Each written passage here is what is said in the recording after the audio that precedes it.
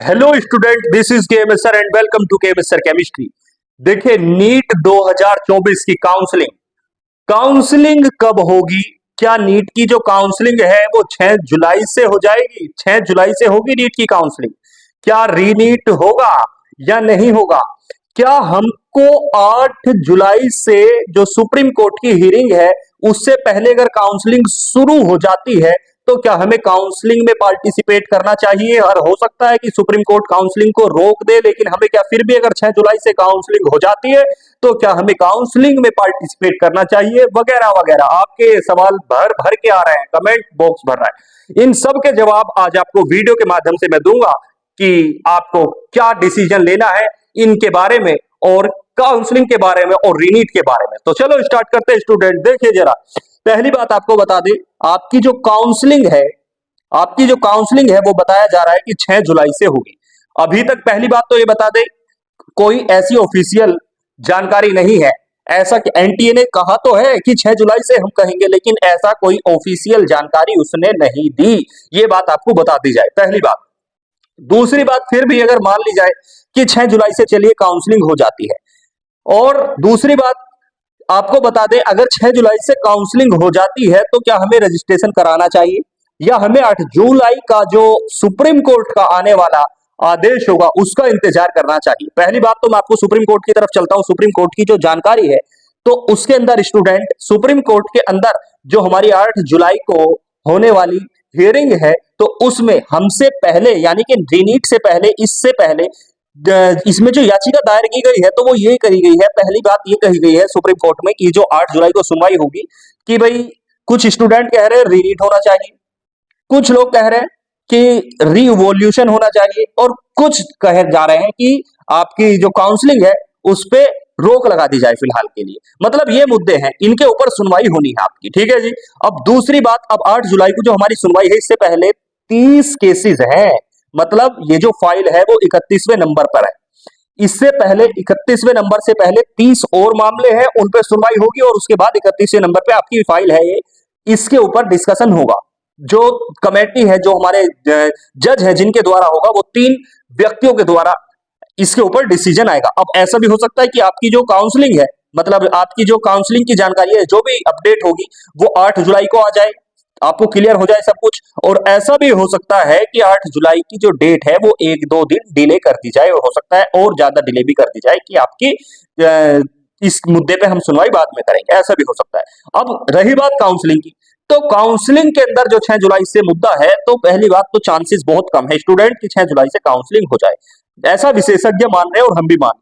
लेकिन अगर हो जाती है काउंसलिंग तो आपको बता दी जाए कि अगर 6 जुलाई से काउंसलिंग हो जाती है तो मान के चलिए 6-7 दिन आपकी रजिस्ट्रेशन प्रक्रिया होती है, और फिर उसके बाद मान के चलिए लगभग 10 दिन लगते हैं आपके रिजल्ट आने में। 10 दिन लग जाते हैं। तो देखो, अगर आपके अंदर आप काउंसलिंग कराना चाहते हैं 8 जुलाई को, मान लो सुप्रीम कोर्ट जो है वो रोक लगा देता है। पहली बात तो मान नहीं रहे हम कि इससे काउंसलिंग होगी 6 जुलाई से, लेकिन अगर फिर भी हो जाती है तो आपको 6 जुलाई से अगर आप रजिस्ट्रेशन की प्रक्रिया, मतलब कहने का ये है, जब आप काउंसलिंग करवाएंगे तो अगर आप काउंसलिंग करवा भी देते हैं, रजिस्ट्रेशन अपने आप का करा भी देते हैं, तो इसमें कोई भी प्रॉब्लम वाली बात नहीं है। क्योंकि अगर आपने रजिस्ट्रेशन कराया है तो वो, अगर जो भी काउंसलिंग पे स्टे लगेगा तो वो हो सकता है वहीं से ही सुप्रीम कोर्ट वापस से रीओपन कर दे, ऐसा भी हो सकता है। और अगर ये रद्द होगी तो फिर भी वो सभी के लिए होगी, मतलब आपको काउंसलिंग करानी है। दूसरा ऑप्शन आपके पास ये भी, अगर आप वेट कर रहे हैं, जो कमेंट था हमारे पास कि सर 8 जुलाई से काउंसलिंग है, 8 जुलाई को जो सुनवाई है, तो हम 6 जुलाई से क्या काउंसलिंग अगर हो जाती है तो उसमें पार्टिसिपेट करें नहीं करें? तो देखो, अगर आपका मन करता है कि भाई 8 जुलाई से पहले हम काउंसलिंग ना कराएं, हम 6 जुलाई से अगर प्रक्रिया चल भी रही है तो आप 8 जुलाई से करा लें, उसमें भी कोई प्रॉब्लम नहीं है, ठीक है। ये जो काउंसलिंग है पहली आपकी AIQ की है, ऑल इंडिया कोटा की स्टूडेंट, और ऑल इंडिया कोटा की जो काउंसलिंग होती है उसके अंदर अगर आपके नंबर देखो, मैं कहूंगा 670 प्लस है, अप्रोक्सीमेट एक आइडिया लगभग बता रहे हैं, तो आपको, मतलब आपके नंबर अच्छे हैं क्योंकि मेरिट हाई है, ये कह सकते हैं। तो अगर आपके नंबर इतने हैं तो आपको ऑल इंडिया कोटा में पार्टिसिपेट करना चाहिए, मैं आपसे ये सजेस्ट करूंगा पहली बार। क्यों? क्योंकि आपको मालूम है 85% जो सीट होती है वो स्टेट कोटा के अकॉर्डिंग आती है। और ये भी ध्यान रखें, अगर किसी स्टूडेंट को ऑल इंडिया कोटा में एडमिशन मिल जाता है तो उसके बाद, जैसे यूपी जैसे राज्य हैं, आपने पहले ये रूल सुना होगा, तो उनको अगर ऑल इंडिया कोटा में आपको कॉलेज मिल गया, अलॉट हो गया, तो फिर इस काउंसलिंग में वो पार्टिसिपेट नहीं करेंगे। इस काउंसलिंग के तहत, स्टेट कोटा के तहत उनको एडमिशन नहीं मिलेगा। इसलिए आप जो भी काउंसलिंग में पार्टिसिपेट करें, अगर आप स्टेट में ही एडमिशन लेना चाहते, मतलब आप स्टेट कोटा के अकॉर्डिंग करना चाहते हैं तो स्टेट कोटा की काउंसलिंग ही कराएं। अगर आप ऑल इंडिया कोटा की करा रहे हैं तो ऑल इंडिया कोटा की कराएं। अगर आपके मार्क्स इतने तो आपको चांसेस है कि पूरे इंडिया में आपको, मतलब दूसरे स्टेट में भी काउंसलिंग के माध्यम से आपको एडमिशन मिल जाएगा। ठीक है जी, तो ये आपको मैंने क्लियर कर दिया। अगर आपका 6-8 जुलाई से आप चाह रहे हैं काउंसलिंग कराना तो आप 8 जुलाई से करा लो, इसमें कोई प्रॉब्लम वाली बात इसमें भी नहीं है। लेकिन हम मानते हैं कि सुप्रीम कोर्ट जो होगा, अगर वो आदेश देगा, वो चाहे तो अगर 8 जुलाई के बाद भी, मतलब वो आदेश देता है, काउंसलिंग अगर चल भी गई, काउंसलिंग चल भी है और प्रक्रिया पूरी भी हो गई, और वो चाहे तो फिर भी इसको रद्द कर सकता है, अगर वो चाहे तो इसको कैरी भी कर सकता है। लेकिन फिलहाल जो सुप्रीम कोर्ट ने शुरुआत में कहा था वो ये कहा था कि काउंसलिंग पर हम कोई भी स्टे नहीं लगाएंगे। इस बात से ये कहा माना जा रहा है कि सुप्रीम कोर्ट जो है, अभी तक की जो जानकारी है कि आपकी काउंसलिंग प्रक्रिया जो है वो, मतलब जब भी चलेगी, अभी सुप्रीम कोर्ट इस पर कोई रोक नहीं लगा रहा, इसलिए आप अपनी प्रक्रिया को, काउंसलिंग की प्रक्रिया को स्टार्ट करें। रही बात आपकी जो सबसे बड़ा सवाल है, सबसे बड़ा सवाल रीनीट का क्या रीनीट होगा, ये क्वेश्चन सबसे ज्यादा दिमाग में है। सबसे बड़ा क्वेश्चन आज की डेट में यही है। अब आपको देखिए बता दी जाए, कुछ स्टूडेंट ऐसे हैं जो जो कोर्ट में हमारा याचिका दायर है, तो उसके अंदर सबसे मुख्य याचिका ये है कि रीनीट होना चाहिए, और एक मुख्य याचिका ये है कि री इवोल्यूशन होना चाहिए, और काउंसलिंग पर स्टे लग जाना चाहिए। तो जो दल है, मतलब 50% लगभग ऐसे स्टूडेंट है जो कह रहे हैं रीनीट नहीं होना चाहिए, और कुछ स्टूडेंट ऐसे हैं जो कह रहे हैं रीनीट होना चाहिए, मतलब जिनका सिलेक्शन नहीं हुआ खास तौर से वो कह रहे हैं, और बहुत सारे और भी लोग इसके अंदर हैं। तो जो सुप्रीम कोर्ट है वो ये डिसीजन लेना चाहता है, अगर मान लो कि रीनीट होना चाहिए, तो अगर रीनीट होगा तो ये सारी प्रक्रिया फेल हो जाएगी, दोबारा से चलेगा काम।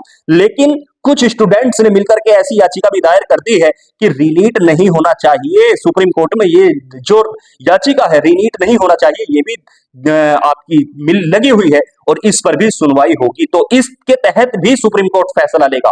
मतलब ऐसा भी हो सकता है, अब वो दोनों याचिकाओं को ध्यान में रखें, क्योंकि दो स्टूडेंट के जो दल है वो दो बोल रहे हैं रीनीट होना चाहिए, नहीं होना चाहिए, तो हो सकता है इस चीज को ध्यान में लेकर भी सुप्रीम कोर्ट फैसला करे और आपकी जो काउंसलिंग है उस पर कोई स्टे ना लगे। तो इसलिए आप अपनी काउंसलिंग जो है अगर वो होती है तो अपने डॉक्यूमेंट जो है वो तैयार रखें, और ये पूरे ध्यान के साथ काम करें, सोच समझ के डिसीजन लेकर आप ऑल इंडिया कोटा में कॉलेज आपको अलॉट कर लेते हैं। मान लो आप यूपी के ही स्टूडेंट है और ऑल इंडिया कोटा में आपको कॉलेज अलॉट हो जाता है, तो फिर आप स्टेट काउंसलिंग में चाहते हैं कि चलो भाई आपने कहीं और कॉलेज अलॉट करा लिया किसी दूसरे में, और फिर चाहते हैं तो यहाँ पे आप नहीं ले पाएंगे। इसलिए आप जो भी डिसीजन ले सोच समझ के ले, आपको ऑल इंडिया कोटा में काउंसलिंग करानी है तो पार्टिसिपेट आप करिए बेफिक्र होकर के। अगर आपको स्टेट कोटा में करानी है तो इसकी जो काउंसलिंग होती है वो फिर बाद में होती है। और कुछ स्टूडेंट का ये भी सवाल है कि सर क्या एमबीबीएस और बीडीएस के साथ ही हमारी, एमबीबीएस और बीडीएस के साथ ही हमारी जो बीएमएस, बीयूएमएस, बीएचएमएस की काउंसलिंग होती है वो भी होती है? मैं तो आपको सिर्फ बता दूं कि एमबीबीएस बीडीएस के साथ नहीं होती, बल्कि वो इनके कुछ बाद होती है। आयुष की वेबसाइट पर जाते हैं जिसमें आप बीएमएस बीएचएमएस की काउंसलिंग